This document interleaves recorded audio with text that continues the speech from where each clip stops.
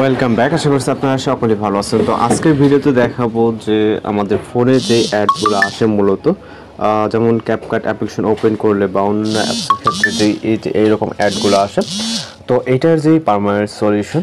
তো আজকের এই ভিডিওটা দেখলে আশা করি আপনাদের খুব সহজেই যে ভিডিও এক্সপোর্টিংয়ের ক্ষেত্রে যে অ্যাডগুলো আসে, তাছাড়া অন্যান্য প্ল্যাটফর্ম ইউটিউব বা ফেসবুকের ক্ষেত্রে ওইটার হিসাব ভিন্ন, যেহেতু ওইটা অ্যাপ সিস্টেম থেকে আসে।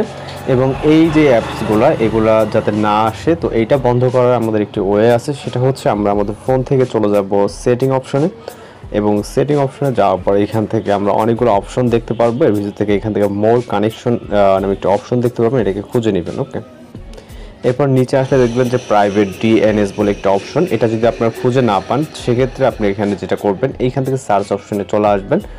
আসার পর এখান থেকে আপনি টাইপ করুন প্রাইভেট ডিএনএস। দেখলে আপনার সার্চটি আপনার সেটিংসে যেখানে থাকুক আপনার সামনে চলে আসবে, দেন এটার উপরে ক্লিক করবেন। তো আমাদের এখানে যেখানে দেখতে পাচ্ছি আমরা প্রাইভেট ডিএনএসে, এখানে অনেক অফ অপশন থাকতে পারে বা অটোমেটিক, দুটোই একটা সিলেক্ট থাকতে পারে। আমরা এখানে প্রাইভেট ডিএনএসে ক্লিক করব।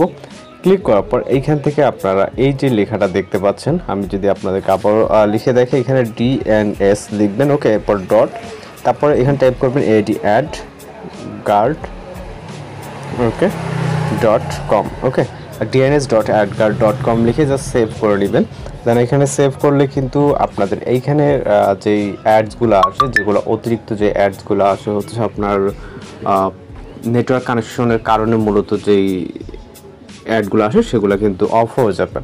আর যদি এই সম্পর্কে কোনো কিছু জানা থাকে অবশ্যই কমেন্ট বক্সে জানাতে পারেন। আশা করি এই সেটিংটি আপনারা ঠিকঠাক করে নিলে কিন্তু আপনাদের যে প্রবলেমটি এটা সলভ হয়ে যাবে। আমরা যদি আপনাদেরকে আবারও দেখাই, এখানে প্রাইভেট ডিএনএস এর যে অপশনটি এখানে দেখতে পাচ্ছেন dns@guard.com। ওকে, জাস্ট আপনারা এইটা লিখে দেন এটাকে সেভ করে নেবেন।